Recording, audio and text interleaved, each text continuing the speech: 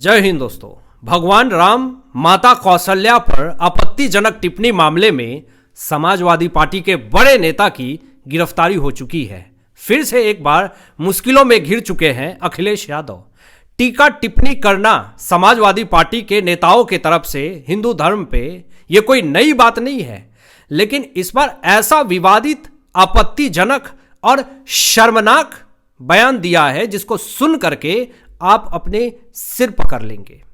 और किसी धर्म के बारे में बोलने के लिए समाजवादी पार्टी के नेता आगे नहीं आते स्टेज के ऊपर, लेकिन जब भी हिंदू धर्म की बात आती है तब ऐसे घिनौने घिनौने बयान जो ग्रंथों में लिखा भी ना हो ये प्लांट करते हैं और ऐसा घृणात्मक स्टेटमेंट देते हैं जिस कारण से उत्तर प्रदेश की पुलिस को सामने आकर के सख्त कार्रवाई करानी पड़ती है। उस समाजवादी पार्टी के नेता को यूपी पुलिस ने दबोच करके रात भर परेड कराया।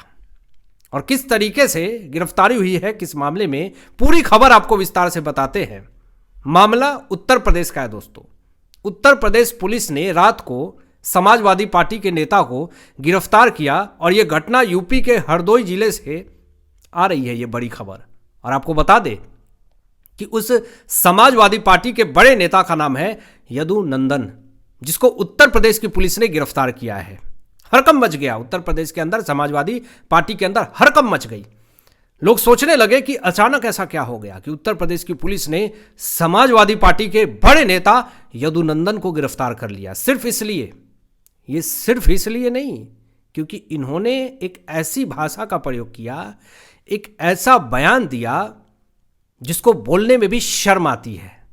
वो वीडियो इंटरनेट के ऊपर पूरी तेजी से वायरल हो रही है। आप सर्च करेंगे एक्स के ऊपर यदुनंदन वायरल वीडियो, तो आपको वो वीडियो सुनने को मिल जाएगा। कुछ प्राइवेसी, कॉपीराइट सैंक्शन की वजह से मैं वो वीडियो नहीं चला सकता हूं, लेकिन आप एक्स पर जाकर के जब यदुनंदन के उस घिनौने बयान को सुनेंगे, माता कौशल्या और भगवान राम पे जो घटिया बयान दी है, इस पर खुल करके बात भी नहीं करी जा सकती है, ऐसा बयान दिया है। राम, कौशल्या, अश्वमेघ, यौनी, ये सारे शब्दों को लेकर के जिस तरीके से बयान दिया गया है, ये बहुत ही शर्मनाक है। भगवान राम, माता कौशल्या को लेकर के, अश्वमेघ यज्ञ को लेकर के, घोड़े को लेकर के जो टीका टिप्पणी की गई है और कहा गया है कि वाल्मीकि रामायण, इन सब चीज़ों में ये सब चीज़ें लिखी गई थी।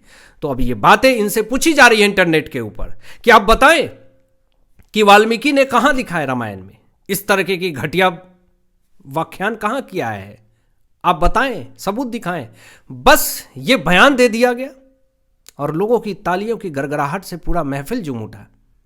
ये विशेष समुदाय को खुश करने के लिए इस तरह का घटिया बयान देते हैं। और माइनॉरिटी के लिए आज तक कभी किसी ने इस तरह का बयान दिया? अगर माइनॉरिटी के लिए इस तरह का बयान दे दिया जाए उनके धर्म को लेकर के, तो ये सीधा गर्दन ढूंढते हैं, सर्दन से जुदा की बातें करते हैं।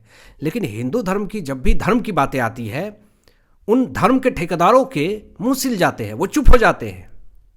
जब समाजवादी पार्टी के नेता यदुनंदन ने भगवान राम, माता कौशल्या को लेकर के जब ये बयान दिया, तो वीडियो तेजी से वायरल होने लगी, बहुत तेजी से सोशल मीडिया पे वायरल होने लगी और लोगों के मन में बहुत ज़्यादा गुस्सा, खौफ था और तुरंत समाजवादी पार्टी नेता यदुनंदन की गिरफ्तारी की मांग उठने लगी। वीडियो यूपी पुलिस के पास भी गई। यूपी पुलिस ने देखा कि अरे इतना बहुत ज़्यादा आक्रोश है जनता, क्या हुआ, ऐसा कौन सा बयान दे दिया। तो बयान इतने घटिया थे कि उत्तर प्रदेश की पुलिस ने जब प्रेस कॉन्फ्रेंस किया, उस बयान के बारे में जिक्र तक नहीं किया। बस ये कहा कि भगवान राम, माता कौशल्या को लेकर के आपत्तिजनक, शर्मनाक स्टेटमेंट दिए गए, जिस कारण से दंगा हो सकता था। इस तरह का भड़काऊ बयान था। उत्तर प्रदेश की पुलिस तुरंत कार्रवाई करती है, तुरंत, थोड़ा भी देर नहीं करती है, क्योंकि माहौल जो है और ज़्यादा धीरे धीरे खराब हो रहे थे।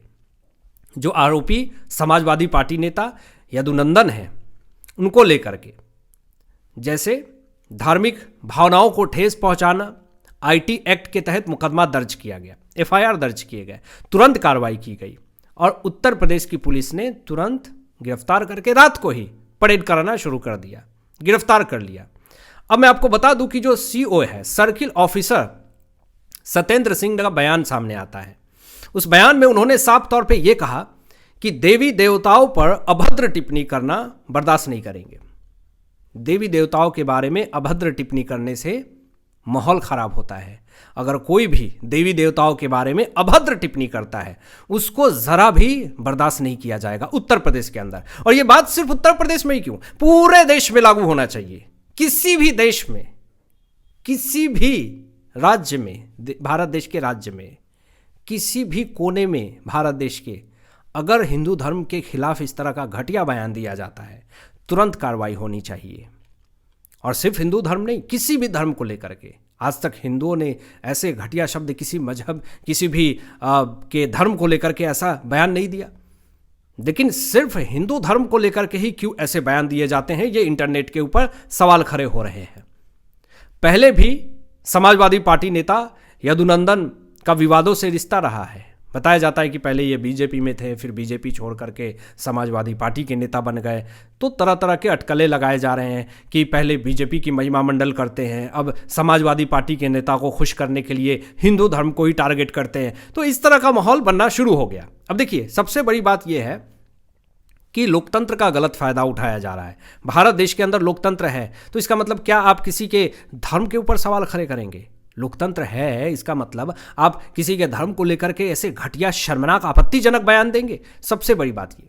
और विपक्ष ये कहते हैं कि भारत के अंदर तो लोकतंत्र खतरे में है। जी, भारत के अंदर लोकतंत्र है ही नहीं। राहुल गांधी विदेश में जाकर के बोलते हैं कि भारत के अंदर लोकतंत्र खत्म हो रहा है, लोकतंत्र खतरे में है। लेकिन अगर भारत के अंदर लोकतंत्र खतरे में होता तो समाजवादी पार्टी के नेता यदुनंदन भगवान राम और माता कौशल्या के बारे में इस तरह का शर्मनाक और घटिया स्टेटमेंट कैसे देते? वो खुल करके बोलने की आज़ादी है भारत देश के अंदर, तभी तो आज समाजवादी पार्टी नेता यदुनंदन इस तरह का बयान दे पाए।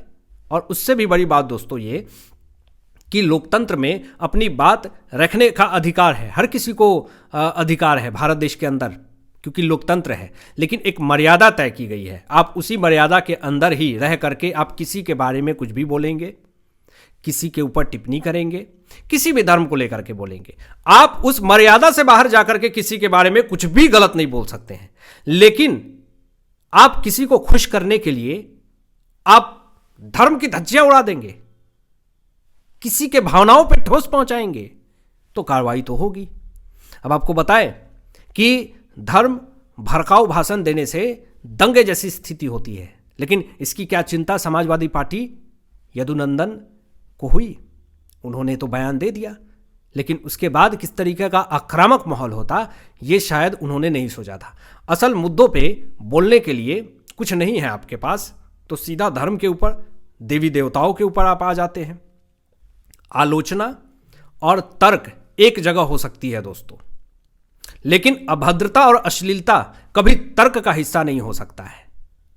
और यदुनंदन जैसे नेता पर कानूनी कार्रवाई जरूरी है।